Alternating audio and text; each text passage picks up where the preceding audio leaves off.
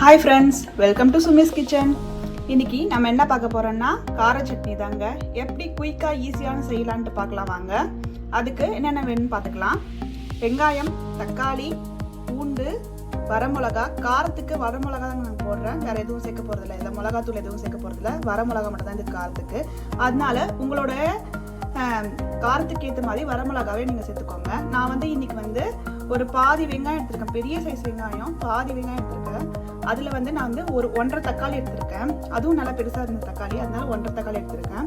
6-7 வரமிளகா சேர்த்துருக்கேன், ஒரு 4 பல்லு பூண்டு சேர்த்துருக்கேன், ஒரு 1/4 மூடி அளவுக்கு தேங்காய் எடுத்திருக்கேன். அதுக்கப்புறமா கடலைப்பருப்பு ஒரு 2 டீஸ்பூன், உளுத்தம்பருப்பு ஒரு 2 டீஸ்பூன். இதாங்க இதுக்கு தேவையான பொருள். வாங்க எப்படி செய்யலான்னு பார்க்கலாம். கடாய் வச்சுட்டு ஒரு டேபிள் ஸ்பூன் அளவுக்கு எண்ணெயை ஊற்றிட்டு அதில் எண்ணெய் நல்லா சூடானதுக்கப்புறம் கடலைப்பருப்பு உளுத்தம்பருப்பு போட்டு நான் வறுத்துட்டேன். அதுலேயே நம்ம காஞ்ச மிளகா சேர்த்துக்கலாம். அதையும் போட்டு ஒரு வதக்கிட்டு அது கூட நம்ம இப்போ பூண்டையும் போட்டுக்கலாம்.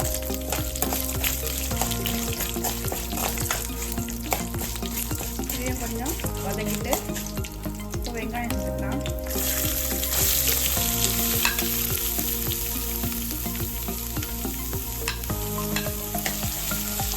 இப்போ வெங்காயம் கொஞ்சம் கலர் சேஞ்ச் ஆனோம்னா தக்காளி போட்டுக்கலாம்.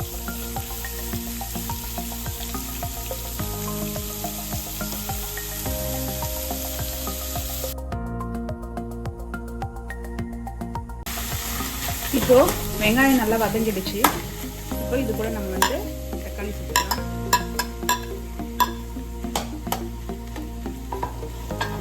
இப்போ இந்த வெங்காயம் தக்காளி கூட நம்ம உப்பு சேர்த்துக்கலாம்.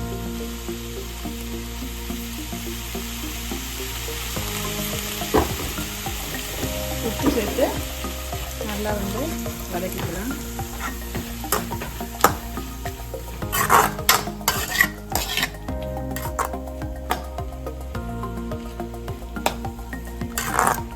தக்காளி நல்லா வதங்கின உடனே தேங்காய் சேர்த்து நம்ம மிக்சியில் போட்டு அரைச்சிக்க வேண்டியதான்.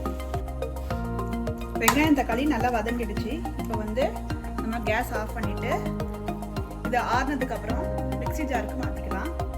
இப்போ தேங்காவை சேர்த்துட்டு இதில் நம்ம வெங்காய தக்காளியை சேர்த்துக்கலாம்.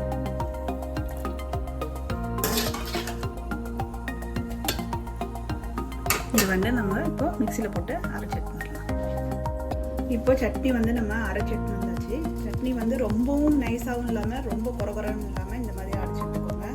இப்போ இதுக்கு தாளித்து ஊற்றிக்கலாம்.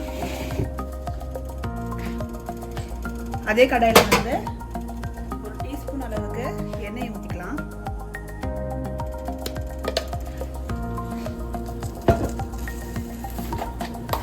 எண்ணெயை ஊற்றிட்டு கடுகு போட்டுக்கலாம்.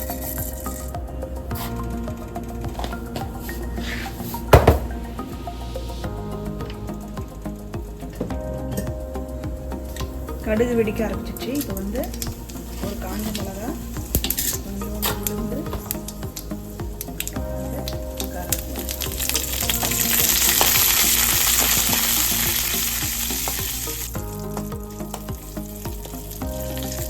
கேஸ் ஆஃப் பண்ணிட்டு சட்னியோட சேர்த்துக்கலாம்.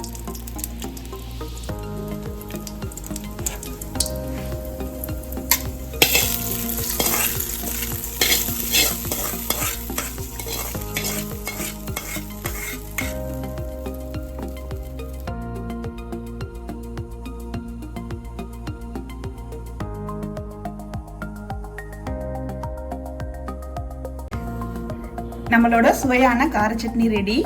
உங்களுக்கு இந்த வீடியோ பிடிச்சிருந்தா லைக் பண்ணுங்க, ஷேர் பண்ணுங்க, கமெண்ட் பண்ணுங்க, மறக்காம சப்ஸ்கிரைப் பண்ணுங்க. இதே மாதிரி இன்னொரு வீடியோல பார்க்கலாம். பாய்.